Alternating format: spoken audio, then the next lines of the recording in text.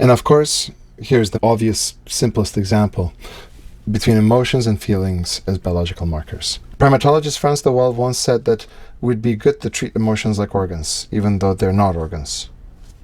The nervous system is an organ system, and since it induces the expressions of all our movements, including emotions, emotions are ever present and are observable biological and genetical expressions.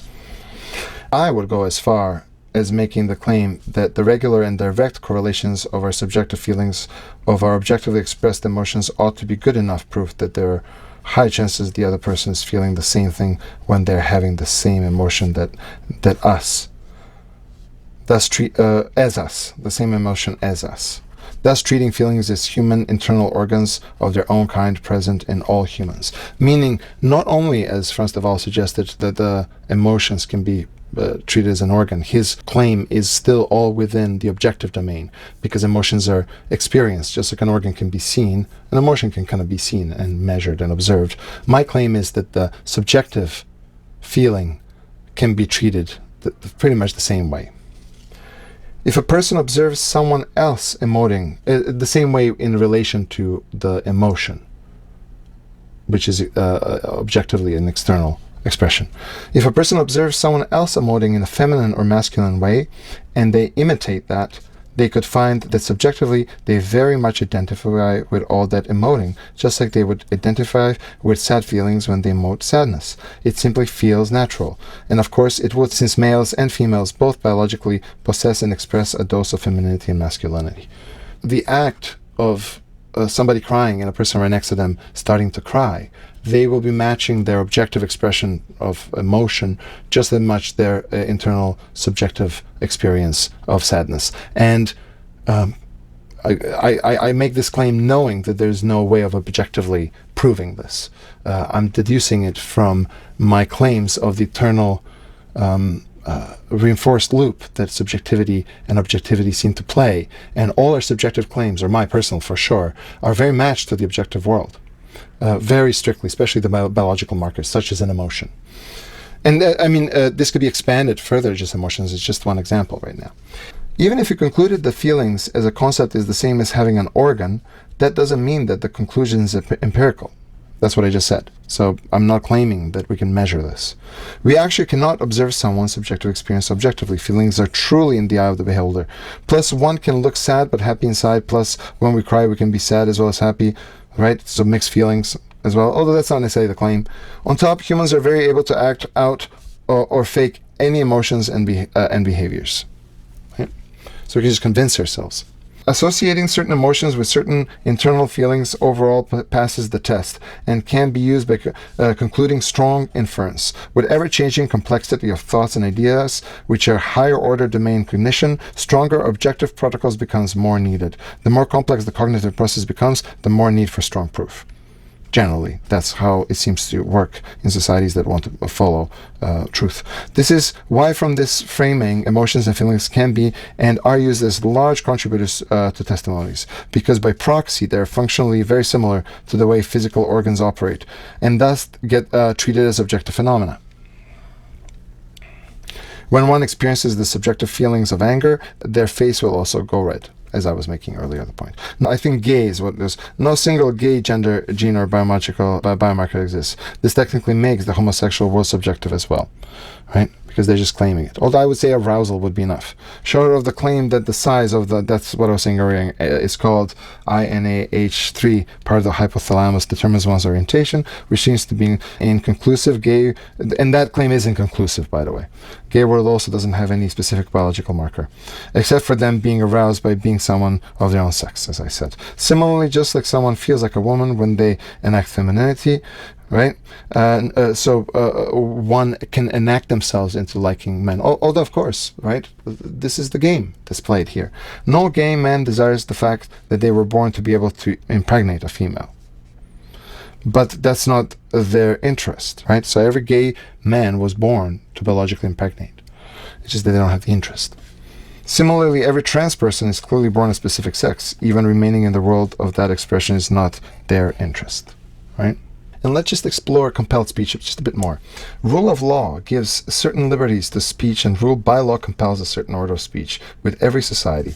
It is merely a matter where the lines are and where things find their equilibrium, leaving certain zones of society. Right? It basically builds the society itself. There will always be some free speech restriction as well as compelling of speech of some sort in every zone of society by design. So there's always going to be compelled speech and there's going to be free speech, and the two will be defined and designed by the worldview of the archy, of the governing system. Examples: a person stopped by a traffic officer is compelled to provide name and address and show driver's license. Vehicle registration and proof of insurance is required by law. You have to do it. It's not a matter of whether you feel like it or not. Person can get called to jury service and be compelled to judge on a court case. So you're compelled to judge as a jury. Whether you like to have to make decisions of legal matter or not, you have to do it. If you run away from it, it doesn't mean that you won't run away and still take your liberty. And then you'll be on the other side of the law, right? On the opposite side of the law of that of society. At a border of a country, if one is asked whether they're male or female, the individual's answer is compelled to match what their travel document states, right? And that's where the rubber hits the road. It's not of whether someone just feels like expressing this way or that way on a certain day. It's about having a legal document that proves whether of which sex you are. Free speech is also not free when it comes to lying, denying someone's character, inciting violence, etc. So there's a lot of free speech. This is very not okay at all in terms of compelling someone not to be allowed to incite violence or degrade someone's character. And people who do that ought to be called out. And that goes for any cancel culture of any sort, calling people names of any sorts. Not allowing certain bad talk, demanding not to bad talk, and demanding certain good talk go hand in hand, eliminating what the society doesn't like and enforcing what one likes. So in the same stroke of saying you're not allowed to say this, but you should say this. So it's restricting the liberty and enforcing order in two swoops that way. There are two different strategies. For example, matriarchy influences women to be less feminine, subjective, and more masculine, objective, while it influences men to be more feminine, subjective, and less masculine, objective. Similarly, patriarchy influences women to be more feminine, subjective, and less masculine, objective, while it influences men to be less feminine, subjective, and more masculine, objective. That's just the byproducts. Human ideologies going into extremes. Graphs 6, 7, 8, 9, and 10. Getting out of the zone of moderation and tolerance in any of the directions. Okay? Let's start from zone of tolerance is when there's not too much male and there's not too much female. When there's not too much order and not too much liberty. Zone of tolerance. When there's too much liberty, we'll slip into zone of anarchy. Same thing with zone of tyranny on the other side. And similarly, in the other graphs, we have all of those in the domain of objectivity and subjectivity. You can, because it's a matter of liberty versus order, regardless which systems you're exploring. Okay? A certain subset of human worlds are politicized by being used as justified judgment standards to hold and uphold the societal structures and functioning together. This is ideology. Okay? When the laws run a society, and everybody runs the society with them. Ideologies run on memes. Memes are their fuel. Memes are the legally upheld worldviews of a specific society. Their expression in the real world is any society's mimetic phenotype. Ideology from this angle quite literally means this type of society. If there's a society, it comes with an ideology. In the book of Forces of Society, I didn't necessarily properly define it. I had it logged as ideologies meaning specifically bad. They don't necessarily have to mean bad. But an ideology defines what's bad and what's good, or better to say what's good for them and what's bad for whoever disagrees with the ideology. So it's not only bad, but really the push for creation of the ethical system of good and bad. The one thing an order driving force can do when it wants to penalize or sanction is to strike, whereas the thing a liberty driving force can do when it wants to punish is to abandon, right? Or shame was another word that I used earlier. Love is somewhere in between. Okay? I'll be there for you and I won't abuse you, versus I won't be there for you and I'll abuse you. Okay? Unyielding love for the family group or the party group or a circus group. When organized and enforced without chance of any leeway, it turns into an extremist ideology or cult. Decisions start being based on ideals rather than practicality or fairness, adhering strictly to system of doctrines. So the idea here is that in all the graphs that I just showed, it's important to stay in the moderate zone in all of those fields, because if any one of those fields are going to the extreme versions, they will rub the society badly, basically.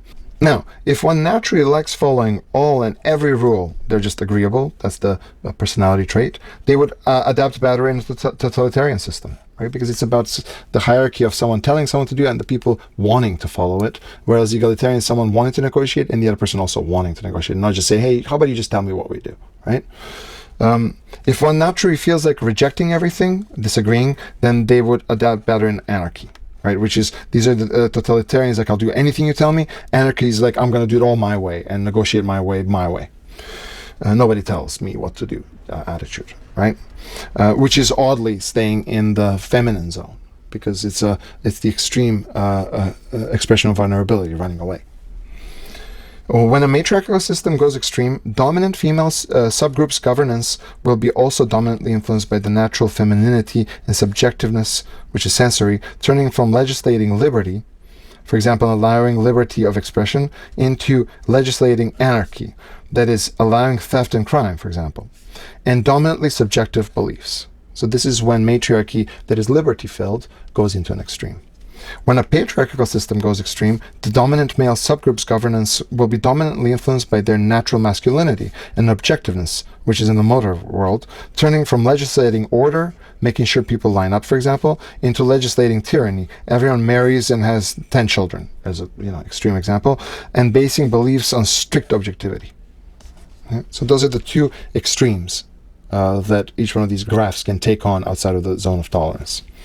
In a radically patriarchal dominant society members get mandated to play a heterosexual role in the name of offspring, right? This is an example. Making every single individual adhere to this human expression in majority of heterosexually based on genetic sex. So basically, it's when it's said that whoever's born genetically as male will play the role of a husband and work to support the family, and whoever is born as a genetic female will do the other role. And it's a role-based system. Because there needs to be order. Roles are carrying out the order. In a radically matriarchally dominant society, diversity of sexual expression is widened, mandating away from nuclear family and heterosexual norms, adjusting the societal norms toward non-heterosexual sexual expressions as well. Okay?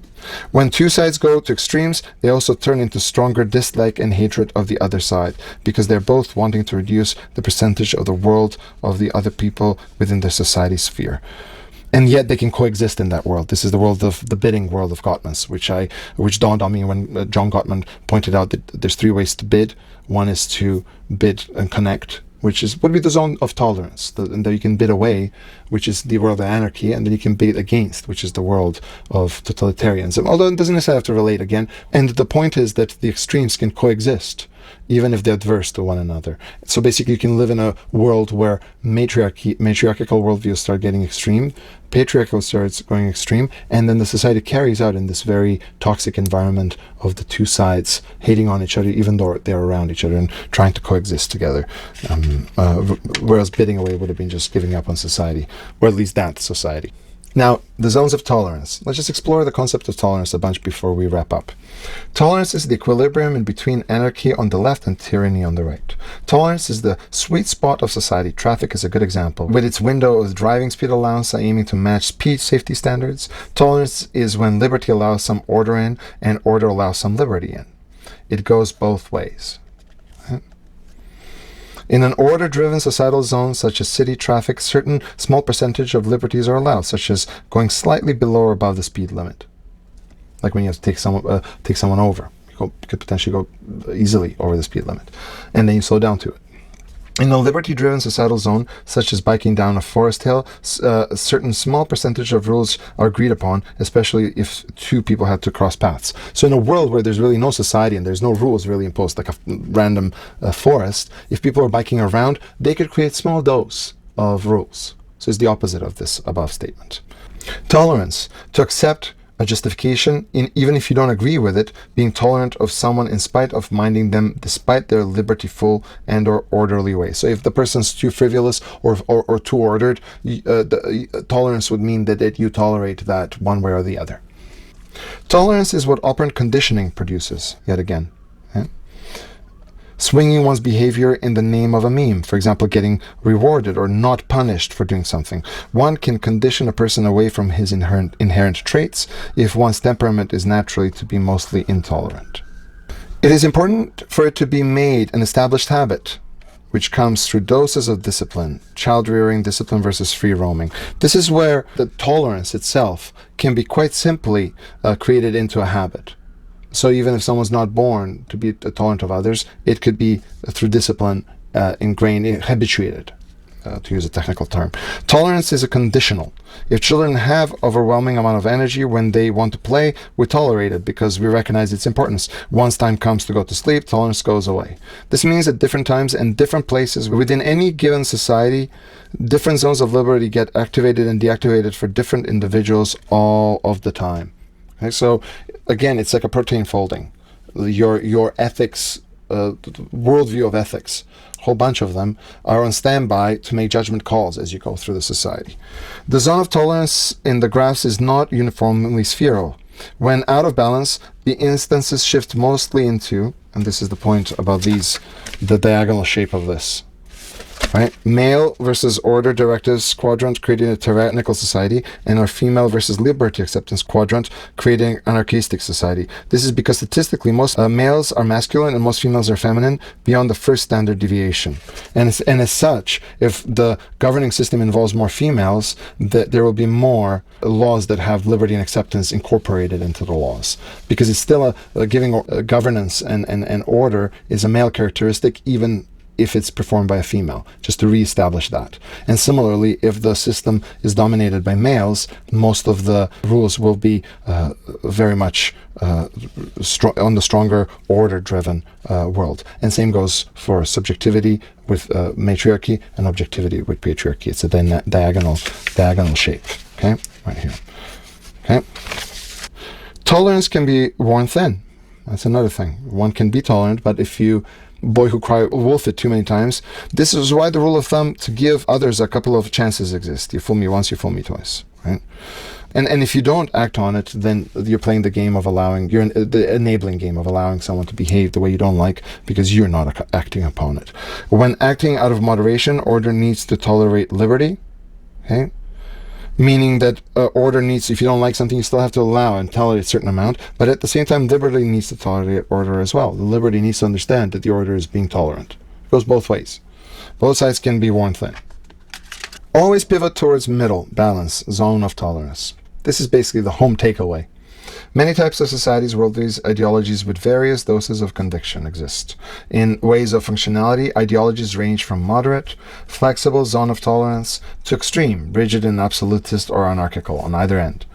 These extremes can be observed in all examples: mating, coupling, traffic, music, travel, influence of sexes, and perception sources. Okay, so just to go back to the society example, see these walls of a house here strictly prevent certain people from being able to enter, just like a cell of a bacteria would. They technically are cells in an isomorphic comparison, and with very, very isomorphic functionalities through and through. And as such, order can be reached so that this free flow is not very common. Like they can forbid people from going out at certain hours, and you have to stay within this area. Or liberty would be allowed that you can leave society and come back, like a cat. Right? And that interplay can play itself out depending on how the balance carries itself out. And same with traffic, people can drive too fast, too slow. In music, someone can just take too many liberties or not know the material enough. That's another one, if it's strictly to be played a specific way. And the grid line can make it, again, classical or free-form music, depending on which one goes into extremes. And with travel as well, you can have everything planned to T or nothing planned at all. And it's nice, again, to pivot towards the moderate. And when you go traveling, you can't plan nothing. You have to stay somewhere, right? You have to eat something. And then you have liberty-full zones in between. And for me, musically speaking, I've always functioned that way as well. I like a good, solid framework for music. And then I love freedom of expression everywhere in between. So a good dose of both masculine and feminine. The boundary lines between are traversable from one societal system to the other and any other evolved reincarnation. So basically, it could go from classical music that is completely rigid to completely free-flow music within the same society, if the society happens for some reason to pivot evolutionarily in that direction.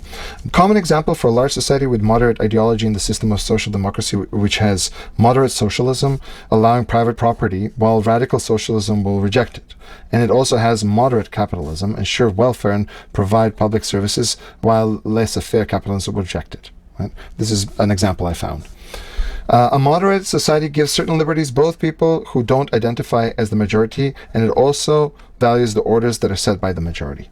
So the people who want liberty have to respect to some degree the generic laws that were created by the majority, and majority has to also accept the fact that not everyone's a majority, so they are to expect a certain amount of variance in their society.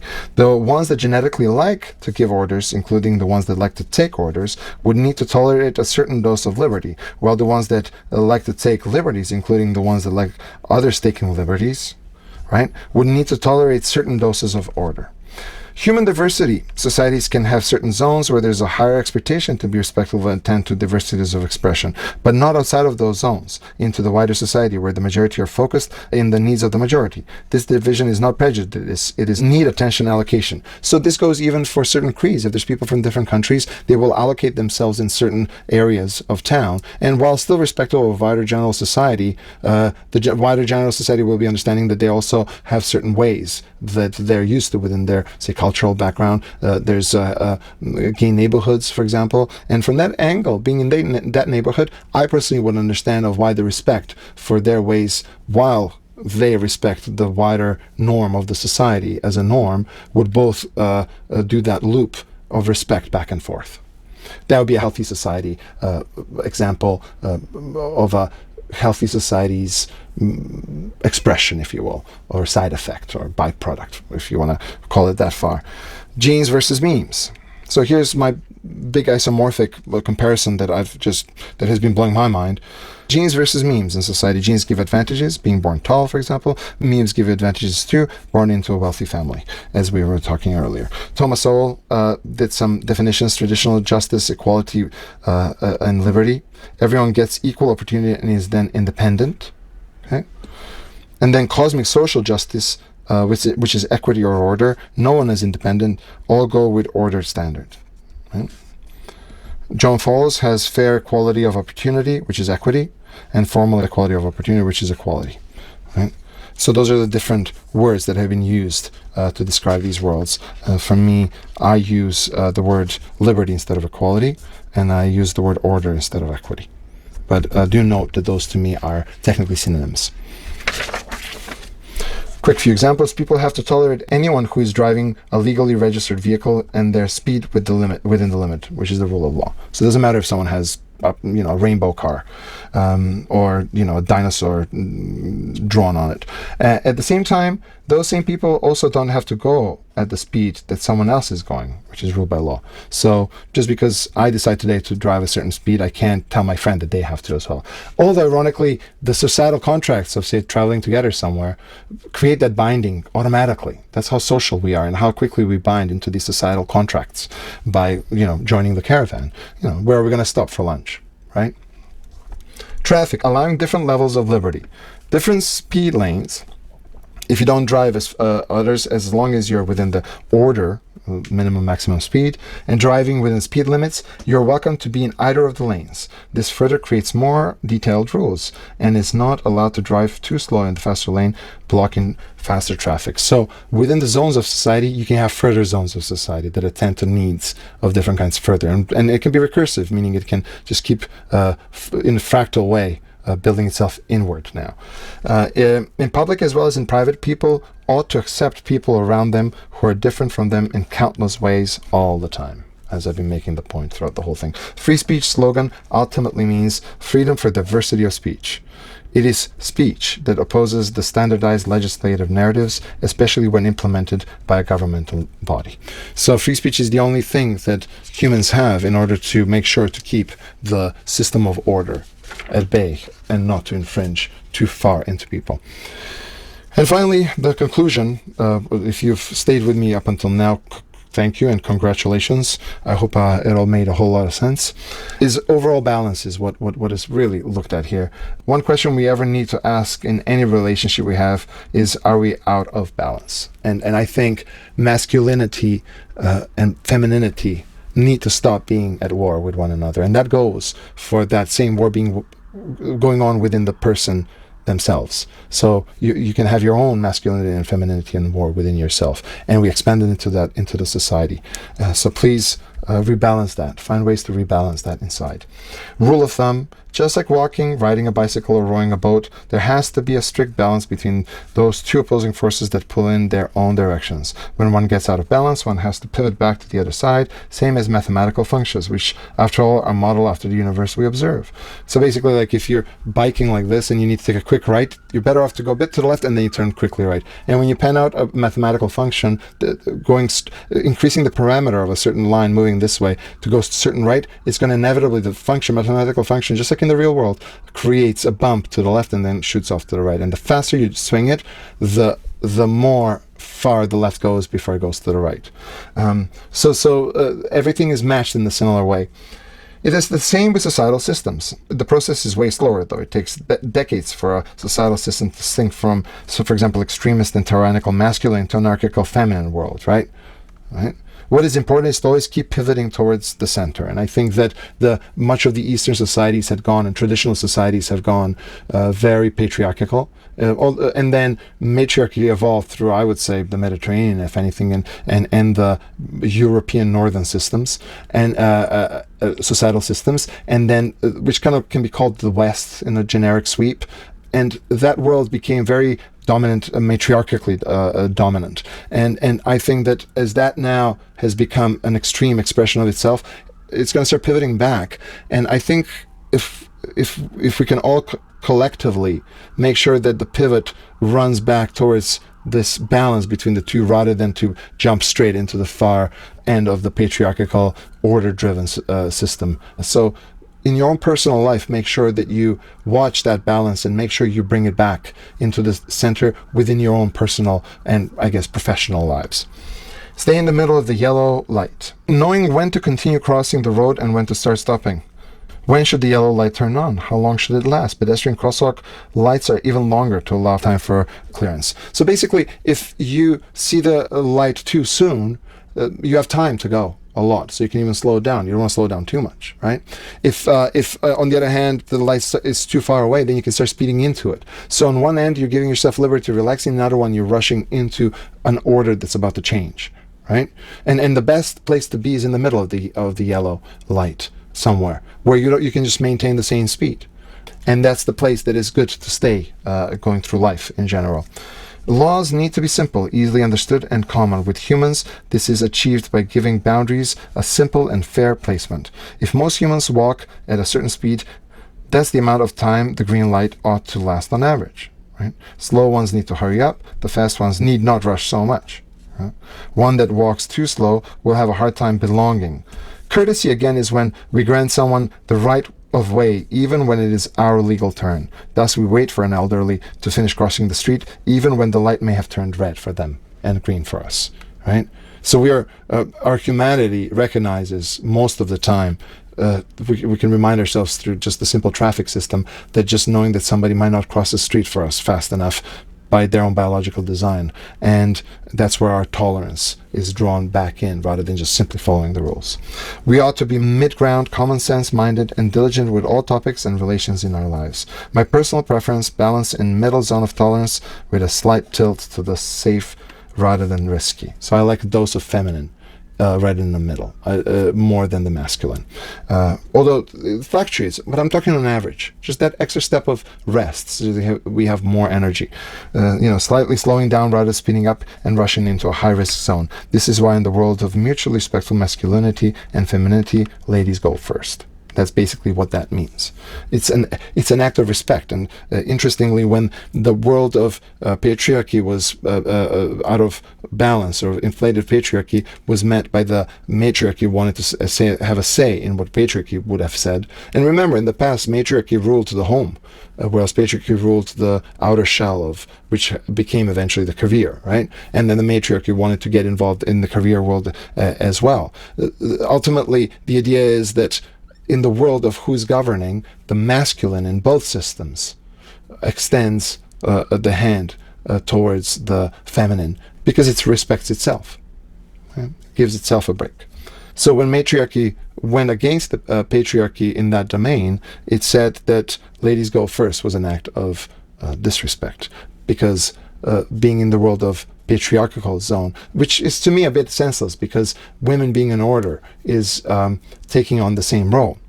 They're just wanting the role of whatever the patriarchy was holding, essentially. They want to play the outer shell, by and large, the world made. It's sort of like if patriarchy wanted to get into the home and say, we're going to make, all the decisions in the kitchen. It would go both ways, right? But that's in my opinion, that's the different interpretation of what ladies go first means, in the context of when there's a balance between masculine and feminine in that ever spinning loop of the yin and yang. The feminine earns the respect of the stronger masculine. This is when, back to Peterson, when he explained that the meek shall inherit the earth, comes from the meaning of the meek, meaning that the sort that is mighty and powerful and punitive and can actually dominate puts itself into holster, and as a result creates peace by not being violent. And that's the ultimate expression of respect between the two, because ultimately femininity will, in the game of order and power, lose on the masculine, but masculine will lose from femininity if it came down to being present and being accepting and etc. Both matriarchy and patriarchy need to be respected, as I was saying. They're a fabric of our humanity. What we need to be careful of is the extremes of either, and thus we need to know how to recognize the signals of extremism on both ends. This is your homework. Making both sides work together rather than have the two forces fight each other. Steer it towards the center, always aim for balance. And to finally conclude with Marshall Rosenberg, this was the genius of Marshall Rosenberg and nonviolent communication, NVC. This was everything I'm talking about, even though I'm observing it from the lens of legislative system, creating this balance in these worlds and in personal lives especially, was the genius of Marshall Rosenberg. And he created, in my opinion, the best communication tool that I've ever come across in terms of rebalancing these two forces. He approached everything through sets of met or unmet needs, with a focus on each side's voice to get not only heard, but fully understood. Always present the spectrum of options and wisely choose what to do together. Sometimes there will be allowance, sometimes there'll be directive. And that's where the concept of demand versus request of NVC. Demand chooses one side, whereas request considers both. And for me, it is the balance between the masculine and the feminine, or my right, masculine and the feminine, between the order and liberty, between patriarchy and matriarchy, between objectivity and subjectivity, between you can keep going on and on with the essences, the rasa, the cultura rasa of the society that we all exist in, and find ways to navigate through them. Good luck to you all out there, and thank you again for listening to this. And after this, I'm going to be starting a podcast, hopefully, so there'll be more content to enjoy, and I'll see you in the next one.